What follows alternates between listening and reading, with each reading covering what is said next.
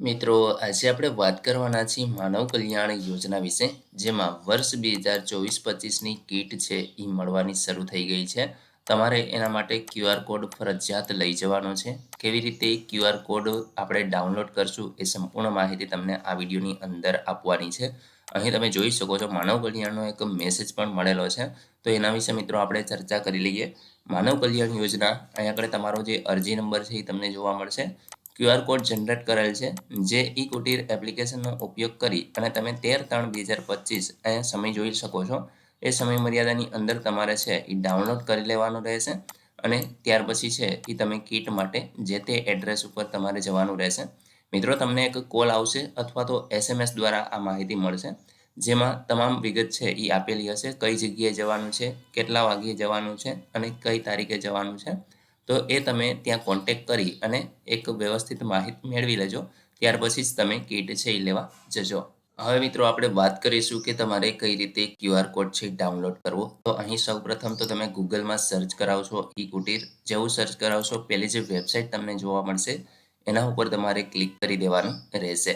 મિત્રો, અહીં તમને જે ફોર્મ ભરેલું હતું, યુઝર આઈડી અને પાસવર્ડ મળેલો હશે. એ યુઝર આઈડી અને પાસવર્ડ છે એ તમારે આ ખાનાની અંદર લખવાનો રહેશે. જો તમે ભૂલી ગયા હો તો મિત્રો અહીં આગળ ફોરગોટ પાસવર્ડનો ઓપ્શન છે અને યુઝર આઈડી ભૂલી ગયા હો તો એનો પણ ફોરગોટ યુઝર આઈડી આ ઓપ્શન ઉપર ક્લિક કરી અને તમે તમારું યુઝર આઈડી અને પાસવર્ડ છે બંને ફરી પાછા મેળવી શકો છો. તો મિત્રો, આપણી પાસે અવેલેબલ છે. આપણે અહીંયા યુઝર આઈડી અને પાસવર્ડ નાખી કેપ્ચા કોડ નાખી અને લોગિન થઈ જઈએ. મિત્રો, જેવા તમે લોગિન થશો અહીંયા તમે જોઈ શકો છો કે તમારું નામ છે એ તમને જોવા મળશે. હવે મિત્રો, તમારે જવાનું છે માનવ કલ્યાણ યોજનાની અંદર. જેવા તમે ક્લિક કરશો એટલે અહીંયા સૂચના તમને જોવા મળશે. તમારે ઓકેના ઓપ્શન ઉપર ક્લિક કરી દેવાનું છે.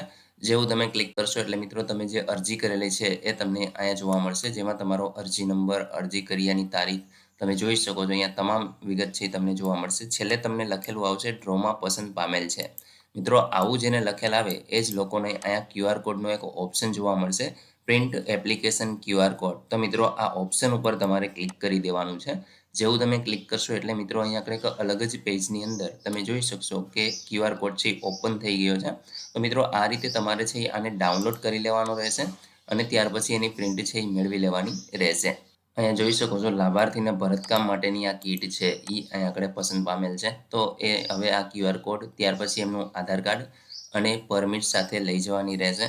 ત્યાર પછી મિત્રો, અરજી ફોર્મ તમે જે કરેલું છે એ પણ તમે સાથે લઈ જજો, કારણ કે ત્યાં જો માંગે તો તમારે આપવું પડશે.